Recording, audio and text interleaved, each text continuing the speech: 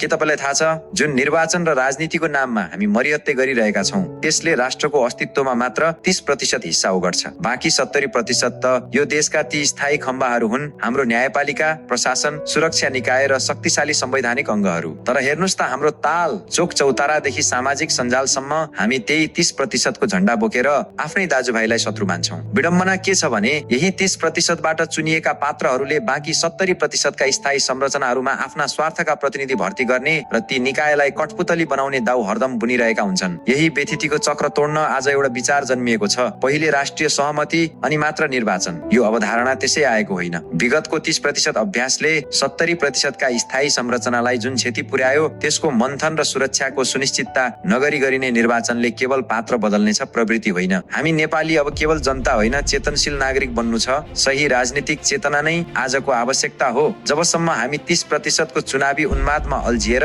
70% को जग मजबुत बनाउन दबाब दिँदैनौं तबसम्म देशले निकास पाउने छैन। त्यसैले सामाजिक सञ्जाल र चौतारामा आपसमा रगत उमाल्न छोडौं। निर्वाचन एउटा प्रक्रिया मात्र हो, यसलाई शत्रुताको आधार होइन, राष्ट्र निर्माणको साझा संकल्प बनाऊ। पार्टी भन्दा माथि देश सोचौं, विभाजित होइन, सही राजनीतिक चेतनाले युक्त एकीकृत नेपाल खोजौं।